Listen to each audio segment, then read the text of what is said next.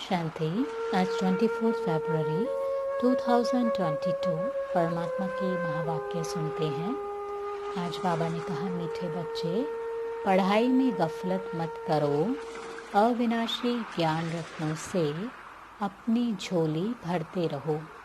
विनाशी धन के पीछे इस कमाई को छोड़ना नहीं। प्रश्न है, जो बच्चे बाबा के समान रहमदिल हैं, उनकी निशानियाँ क्या होंगी? उत्तर है, उन्हें ज्ञान का नशा चढ़ा हुआ होगा। वे ज्ञान रत्नों को स्वयं में धारण कर दूसरों को ज्ञान का इंजेक्शन लगाते रहेंगे। सबको आसुरी मत से छुड़ाते रहेंगे। दूसरा है, जो बाबा सुनाते उसे नोट करेंगे और सवेरे सवेरे उठ उस पर गौर करेंगे। विचार सागर मंथन कर सदा हर्षित रहेंगे। गीत है, हमारे तीर्थ न्यारे हैं। धारणा के लिए मुख्य सार का फर्स्ट पॉइंट है, इस पुरानी दुनिया से उपराम रहना है। स्वच्छ बुद्धि बन ज्ञान धारण करके फिर दूसरों को धारण कराना है। विचार सागर मंथन करते रहना है। दूसरा है, बाप समान रहमदिल बन सबको आसुरी मत से छुड़ाना है। आज वरदान दिया बाबा ने, परिवर्तन शक्ति द्वारा बीती को बिंदी लगाने वाले निर्मल और निर्माण भव। परिवर्तन शक्ति द्वारा बीती को बिंदी लगाने वाले निर्मल और निर्माण भव। स्पष्टीकरण है, परिवर्तन शक्ति द्वारा पहले अपने स्वरूप का परिवर्तन करो।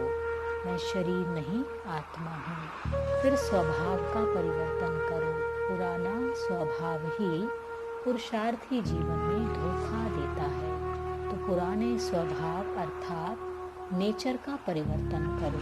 फिर है संकल्पों का परिवर्तन।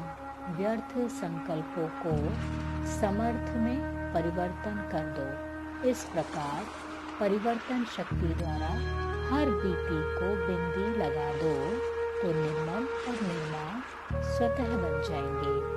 स्लोगन है, मस्तक पर स्मृति का तिलक सदा चमकता रहे, यही सच्चे सुहाग की निशानी है। मस्तक पर स्मृति का तिलक सदा चमकता रहे, यही सच्चे सुहाग की निशानी है। दादियों की पुरानी डायरी से कुछ अनमोल महावाक्य चुने हुए। मनुष्य की वैल्यू शुद्ध बुद्धि और अशुद्ध बुद्धि पर होती है। जैसे सर्वोत्तम देवी देवता घराने की बुद्धि सर्वोत्तम वैल्यूएबल है, ऐसे मध्यम घराने की मध्य वैल्यू है। इसी ही प्रकार से कनिष्ठ घराने के बुद्धि की वैल्यू भी कनिष्ठ ही है। यह तीन संप्रदाय हैं। इन तीनों का मदार सारा बुद्धि पर है।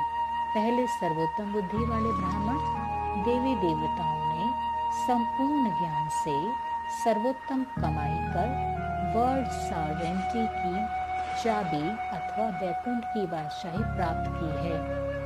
आधा कल प्रकृति उनकी दासी हुई है, इसीलिए प्रैक्टिकल में सुख भोगते हैं। और आधा कल्प उन्हों की मूर्तियाँ मंदिरों में पूजी जाती। तो सारा मदार है इस बुद्धि पर। इसीलिए बहुत तीखी बुद्धि चाहिए।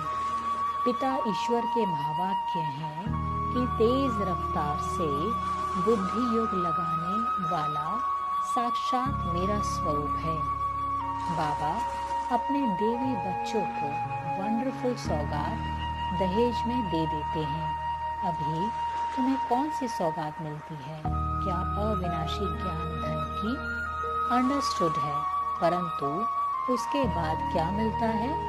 सारा श्रृंगार हुआ वंडरफुल बैकुंठ। ऐसी वंडरफुल सौगात तुम्हें दहेज में मिलती क्योंकि इस पिता का अपने बच्चों पर अति प्रेम है। वे कहते हैं, वहाँ तो हर एक को अपना अपना माँ बाप होगा, वो देगा, परंतु मैं तो अपने बच्चों को अभी ही दूंगा ना।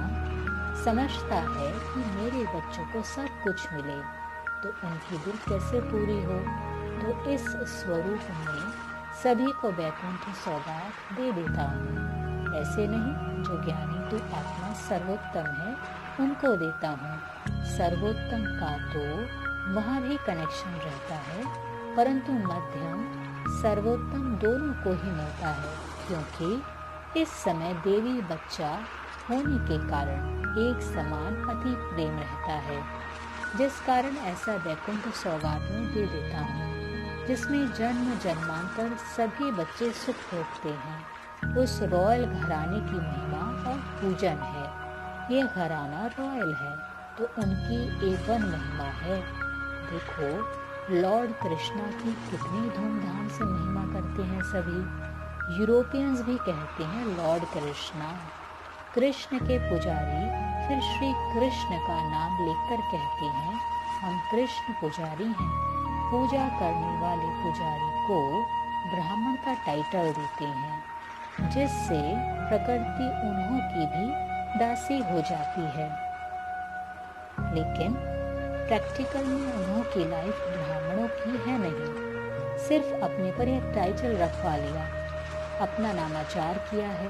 सतयुग के समय जो भी कायदे हैं वह सब यहाँ से ही शुरू होती हैं। उन कायदों की स्थापना पहले यहाँ पर होती है। जो लॉ यहाँ पर मर्ज रूप में रहता, वहाँ इमर्ज होकर प्रैक्टिकल स्वरूप ले लेता है। जो यहाँ से ज्ञान उठाया जाता है वो अंत मति सो गति हो जाएगी। यहाँ की जो मत है उनसे वहाँ प्रैक्टिकल कदम उठाया जाता, सोच किया जाता है ना। कहते हैं सोच समझकर कदम उठाओ। कदम पहले नहीं उठाया जाता, यहाँ पहले सोचा जाता है फिर कदम उठाया जाता है। यहाँ सोच इमर्ज है तो कदम मर्ज है, वहाँ कदम इमर्ज है तो सोच मर्ज है। अगर मनुष्य की बुद्धि सालीम है तो सब कुछ है। बुद्धि बहुत विशाल चाहिए। इस डिवाइन फादर का इतना गायन क्यों हुआ है? क्योंकि विशाल बुद्धि वाले हैं। बुद्धि से ही मनुष्य राजा और बुद्धि से ही रंक बनता है। बुद्धि सभी कर्मेंद्रियों में शिरोमणि गाई जाती है। विशाल बुद्धि वाली डिवाइन आत्मा का मस्तक चमकता है, क्योंकि बुद्धि में सारा ज्ञान भरा है। वो फिर जब अन्य को अपनी बुद्धि रूपी तिजोरी से ज्ञान के रत्न निकाल कर देता है तो उनकी चमक दिखाई देती है, जिसके लिए डिवाइन फादर की महिमा निकलती है। परंतु नंबरवार उन्हों में भी शिरोमणि डिवाइन फादर प्रजापिता ब्रह्मा की महिमा अनंत गाई हुई है। अच्छा, ओम शांति।